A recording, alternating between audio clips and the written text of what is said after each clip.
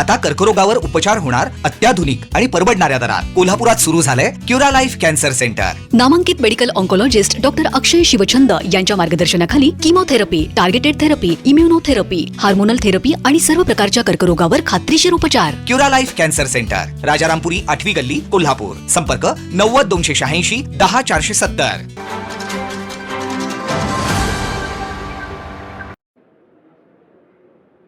मला अतिशय आनंद आहे की आपण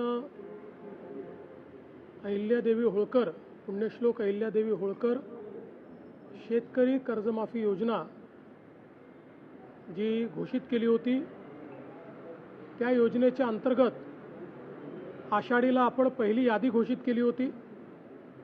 घोषित केलेली यादी ही आपण सर्व ग्रामपंचायतींना पाठवली आणि अगदी सिंपल अशा पद्धतीनं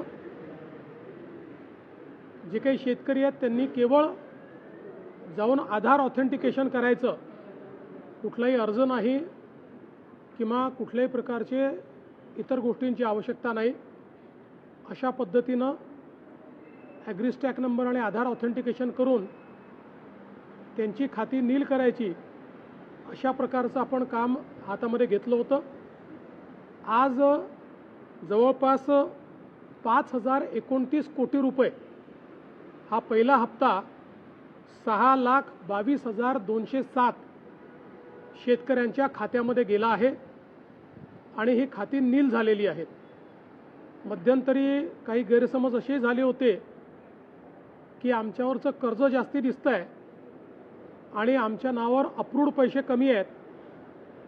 त्याचं कारण जे काही NPAवर लावलेलं व्याज होतं, त्या व्याजामुळे ते जास्त दिसत होतं। बँकांनी ते व्याज रद्द केल्यामुळे आता अकाउंटमधले पैसे आणि शासनाने त्यांच्या अकाउंटला भरलेले पैसे, म्हणजे कर्जाचे पैसे अकाउंटमधले आणि शासनाने भरलेले पैसे हे सारखे असल्यामुळे ही अकाउंट नील झालेली आहेत।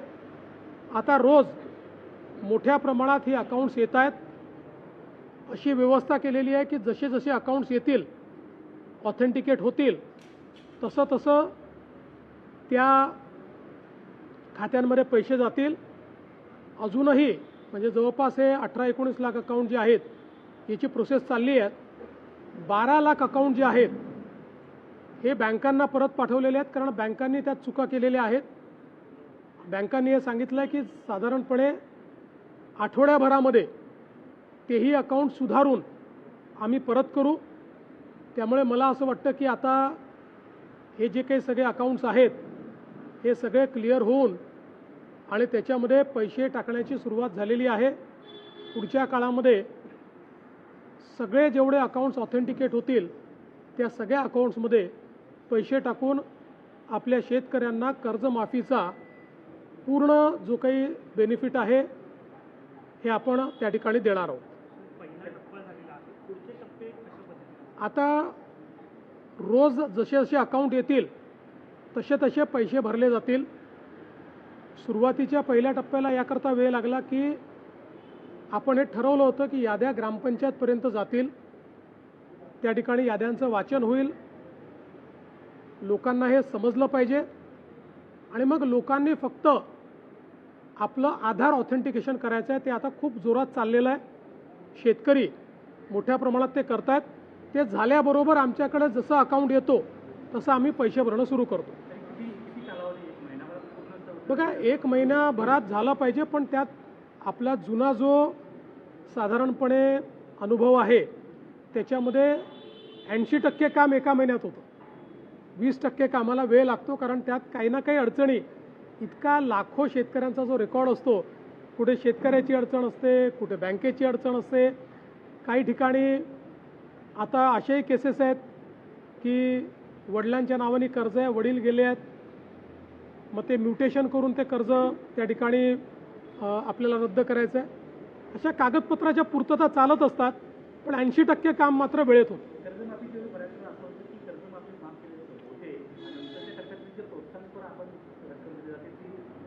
नाही, आम्ही याच्यामध्ये 2च टप्पे केलेले आहेत। पहिल्या टप्प्यामध्ये आम्ही सगळे कर्जमाफीचे पैसे भरतो आणि दुसऱ्या टप्प्यात आम्ही प्रोत्साहनचे पैसे देणार आहोत.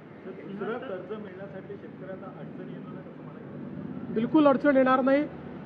सगळ्या बँकांनी सांगितलं आहे. काही अशाही पद्धतीनं अफवा पसरवल्या जात आहेत की OTS झाला आहे त्यामुळे सिबिल तुम्हाला लागेल.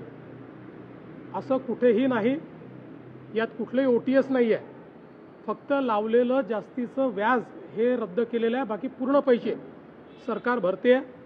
त्यामुळे कुठल्याही शेतकऱ्यावर सिबिलची अट लागणार नाही आहे.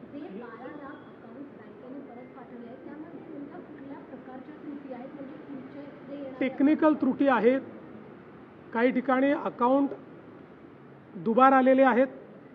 त्यामुळे ते 2 अकाउंट आहे की 1 अकाउंट आहे हे पाहावं लागणार आहे. काही ठिकाणी नंबरचा मिसमॅच आहे.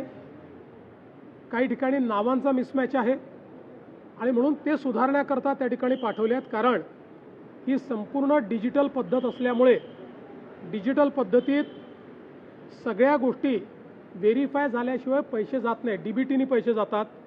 त्यामुळे सगळ्या गोष्टी व्हेरीफाय कराव्या लागतात. म्हणून या छोट्या छोट्या चुका आहेत त्या बँका ऑथेंटिकेट करून देणार आहेत. कुंभमेळा आढावा संदर्भात देखील बैठक पार पडलेली आहे. दुसरीकडे राज ठाकरे नाशिकमध्ये जाऊन यांनी टीका केली आहे की कुंभमेळ्याची सर्व कामं जी आहेत ती गुजरातला करणार. आपल्याला या संदर्भात गिरीश महाजनांनी स्पष्टपणे सांगितलं आहे. तथापि मी पुन्हा एकदा सांगतो, एकतर गुजरातचे दिले वगैरे सपशेल खोटं आहे. पण काही असू शकतात. आपल्याकडे देशामध्ये आणि कुठल्याही राज्यामध्ये कंत्राटं देताना त्या व्यक्तीची जात पाहता येत नाही, त्याची भाषा पाहता येत नाही, त्याचा धर्म पाहता येत नाही, त्याची बिड कॅपॅसिटी किती आहे, त्याचं क्वालिफिकेशन काय आहे, कंपनी बघायची असते, कंपनीच्या मागे कोण आहे हे बघितलं जात नाही. मला या गोष्टीचं समाधान आहे की जे काही या ठिकाणी टेंडर दिले गेलेले आहेत हे अतिशय कॉम्पिटिशनने दिले आहेत. ते बिलो दिले गेलेले आहेत आणि 3 प्रकारचे क्वालिटी चेक्स हे त्याच्यावर लावण्यात आलेले आहेत. त्यामुळे क्वालिटी चेक झाल्यानंतरच त्या ठिकाणी पैसा मिळणार आहे. आता पाहिजे असेल तर या कंपन्यांच्या मागचे जे काही मराठी लोक आहेत त्यांचे नाव आपण पाठवून देऊ. पण मला असं वाटतं की अशा पद्धतीनं आपल्याकडे पद्धतच नाही. आपल्याकडे ज्यांची बिड कॅपॅसिटी असते, जे क्वालिफाय होतात ते टेंडर भरतात. नाही, आज आम्ही MNGLच्याही लोकांना बोलवलं होतं. नाशिकमधला मुख्य प्रॉब्लेम हा MNGLमुळे झाला आहे. सगळे रस्ते MNGLला आपण पाईपलाईन टाकण्याकरता मान्यता दिली होती आणि ती महत्त्वाची आहे गॅस पाईपलाईन. त्या गॅस पाईपलाईन टाकल्यानंतर घरोघरी जे कनेक्शन द्यायचे आहेत त्याला ते उशीर लावत असल्यामुळे जिथे पाईपलाईन टाकली आहे तिथे घरचं कनेक्शन देण्याकरता पुन्हा खोदावं लागेल. म्हणून आपल्याला रस्ता करता येत नाही आणि कनेक्शन अतिशय धीम्या गतीने ते देत आहेत. फक्त 44,000 कनेक्शन त्यांनी दिले आहेत. आत्तापर्यंत 2 लाख कनेक्शन पूर्ण होणं अपेक्षित होतं. एकूण 4 लाख कनेक्शन आहेत, पण 2 लाख आत्तापर्यंत पूर्ण होणं अपेक्षित होतं. ते काही त्यांनी दिलेलं नाही. त्यामुळे त्यांनाही अतिशय खडसावून सांगण्यात आलेलं आहे. त्यांना एक प्लॅन तयार करायला सांगितलेला आहे. त्या प्लॅनच्या अंतर्गत त्यांनी ते काम करावं असं अपेक्षित आहे. इतर आपल्याला कल्पना आहे की आत्ता एकाच वेळी कुंभमुळे खूप कामं नाशिकमध्ये चाललेली आहेत. मल्टिपल एजन्सीज काम करत आहेत आणि आत्ताचं कामाची गती आणि आपल्याकडे असलेला वेळ हे पाहता आपल्याला खूप जास्त समन्वय न करता फास्ट ज्या गतीने जे काम करतात त्यांना काम करू द्यावं लागतं आहे. याचेही काही प्रश्न निर्माण झाले आहेत. तथापि महानगरपालिकेला सूचना दिलेल्या आहेत. त्यांनी सायनेजेस लावले पाहिजेत, बोर्ड लावले पाहिजेत. सातत्याने रोड मोटरेबल तरी राहतील अशा प्रकारचा प्रयत्न केला पाहिजे आणि पावसाळा संपल्यानंतर त्या ठिकाणी काम केलं पाहिजे. आपल्या माहितीकरता एक मात्र निश्चितपणे सांगतो की विशेषतः जवळपास युद्धामुळे 3 महिने डांबराचं प्रोडक्शन हे बंद होतं. डांबर उपलब्ध नव्हतं. आता मी विशेष पत्र केंद्र सरकारच्या सगळ्या कंपन्यांना दिलं आहे आणि कुंभमेळ्याकरता डांबर राखून ठेवावं त्याची क्वांटिटी पण आपण दिली आहे. आम्ही ॲडव्हान्स पैसे आपल्याला द्यायला तयार आहोत. आमच्याकरता ते राखून ठेवावं अशा पद्धतीची विनंती त्यांना केली आहे. त्यासोबत कोणतीही प्रमाणपत्र मिळत नसल्यावरून आता मनोज जरंगे यांनी पुन्हा आंदोलनाचा इशारा दिला आहे. त्यासोबत काही मंत्र्यांना आणि यांना पण टार्गेट केलेलं पाहायला मिळालं. मला असं वाटतं काल याचं अतिशय सविस्तर उत्तर मी दिलेलं आहे. सरकार ने बड़ा फैसला लिया है किसान कर्ज माफी को लेकर। सरकार के फैसला कितने किसानों को फायदा होगा, थोड़ा विस्तार से बताइए। देखिए, एक बहुत अच्छा निर्णय पुण्यश्लोक अहिल्या देवी होळकर कर्ज माफ़ी की योजना हमने घोषित की। इस योजना के तहत हमारी जो पहली लिस्ट आई थी वो करीब 16 लाख किसानों की थी। उस लिस्ट को हमने फील्ड में भेजा, उसमें आधार ऑथेंटिकेशन किया और जिनका आधार ऑथेंटिकेशन हुआ ऐसी पहली लिस्ट करीब 6,22,000 किसानों की, उनके खातों में 5,000 करोड़ से ज़्यादा पैसा आज हमने जमा किया है। और कल से जैसे जैसे आधार ऑथेंटिकेशन होते जाएगा वैसे वैसे किसानों के खातों में पैसा जाएगा।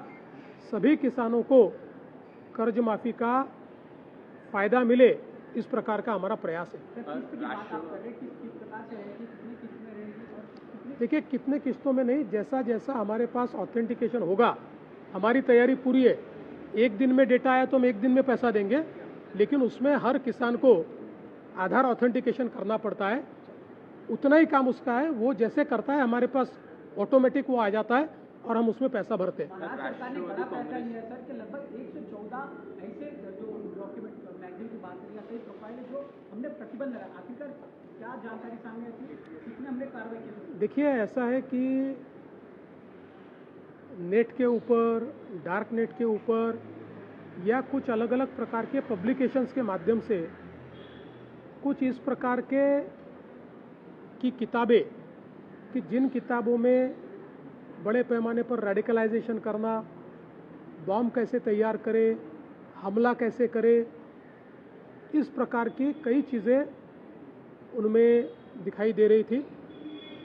और हम लोग जानते हैं कि चूँकि एक्सप्रेसली इनको बैन करने के लिए हमारे पास इससे पहले कानून नहीं था, लेकिन अब हमारा नया कानून जो मंजूर हुआ है उसमें उसको बैन किया जा सकता है।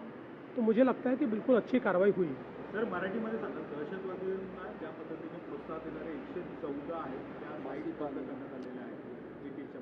अशा प्रकारचं मटेरियल की ज्याच्यामध्ये रॅडिकलायझेशन करणं, बॉम्ब तयार करणं, हल्ले कसे केले पाहिजेत, एकल हल्ला कसा केला पाहिजे, अशा प्रकारच्या इन्फॉर्मेशन रॅडिकलाइज करण्याच्या दृष्टीनं जे काही नेटवर, डार्क नेटवर, पब्लिकेशन्समध्ये असं जे मटेरियल सर्क्युलेट होत होतं हे बॅन करण्याकरता राज्यामध्ये एक्सप्रेस कायदा नव्हता। परंतु आता आपण जो जनसुरक्षा कायदा तयार केला त्या कायद्यामध्ये अशा प्रकारचं मटेरियल बॅन करून त्याचं सर्क्युलेशन करणाऱ्यांवर आपल्याला कारवाई करता येते। त्यामुळे ती कारवाई राज्याने केली आहे। सर, राष्ट्रवादी काँग्रेस कडनं प्रशांत किशोर यांना राजकीय सल्लागार नेमल्यानंतर कुठेतरी भाजप नाराज आहे अशा प्रकारच्या बातम्या, चर्चा समोर येतात। पहिल्यांदा तर त्यांनी कोणाला नेमलं हे देखील आम्हाला माहिती नाही। आम्हाला अधिकृतपणे त्यांनी कोणाला सल्लागार नेमलाय हे आम्हाला त्यांनी कळवलेलं नाही। त्यामुळे या संदर्भात त्यांच्याशी चर्चा केल्यावरच मी या संदर्भात बोलेन। पण एकूणच कुठेतरी प्रशांत किशोर यांची नेमणूक झाल्यामुळे अरे मला माहितीच नाही नेमणूक झाली तर तुम्ही मला का विचारता?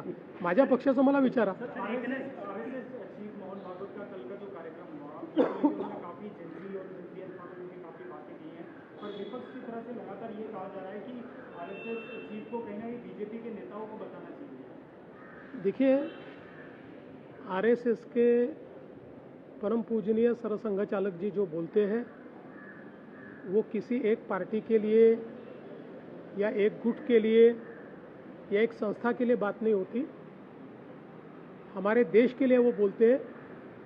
मुझे ऐसा लगता है कि चाहे वो पक्ष हो चाहे विपक्ष हो, उन्होंने जो बातें कही इस देश के हित की बातें कही है, सभी के लिए कही है, सभी उसमें से बोध लेंगे। और अगर हमारे विपक्ष को वो बातें पसंद आई है तो मैं उनका अभिनंदन करता हूँ, उनको बधाई देता हूँ। ताज्या घडामोडी पाहण्यासाठी माझा महाराष्ट्र न्यूजला आजच सबस्क्राईब करा।